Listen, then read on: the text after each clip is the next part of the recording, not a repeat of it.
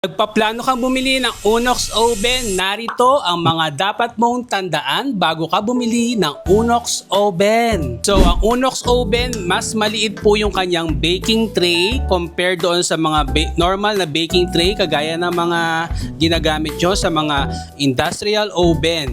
Mas maliit siya. Ayan yung isa sa tatandaan nyo. Mas Unox Oven, pwede mo siyang salangan ng 4 na tray sa isang salang lang. Katapos, syempre, kailangan mo rin magpagawa ng sarili niyang breaker para ma-prevent ang pagkakaroon ng short circuit just in case na magkaroon ng trouble ang ating Unox Oven. Ayan, Unox or Unox, basta kahit ano pa yan, basta tama yung spelling.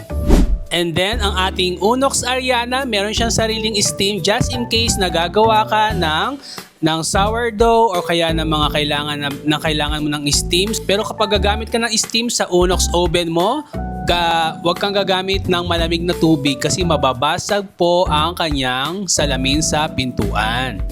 And then, wala pong sariling grills ang ating Unox Oven. Kailangan mong mag-order o bumili ng sariling grill or baking grills si Unox Oven natin. 4 na piraso yung bibilhin mo, worth 4,500 pataas, depende yan. And take note wala pong sariling baking grills ang ating Unox Oven. Kapag magbe-bake ka, para sa akin, hindi sigurado na pantay lahat ng baking ng Unox Oven kasi sa akin, sa Unox Ariana ko, mas nauunang na nagbabrown yung sa harapan, yung malapit sa pinto, kaya kailangan ko pang baliktarin para maluto yung kabilang side. Ayun. Sa akin, hindi pantay yung luto ng Unox.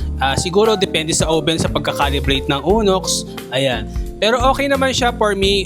Kailangan ko lang ng konting oras para baliktarin yung binibake ko na breads para pantay yung luto. Ang Unox natin or Ariana is medyo malakas ang ingay nito. Medyo malakas ang hangin po ng Unox Oven or yung pressure sa loob nito.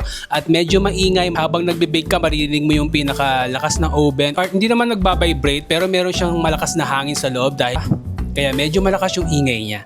Kung meron pa kayong tanong regarding sa oven or sa experience natin sa Unox Oven, mag-comment lang kayo sa ibaba or sa comment section and then sasagutin natin yan kapag meron po tayong oras. Yun lang, maraming salamat!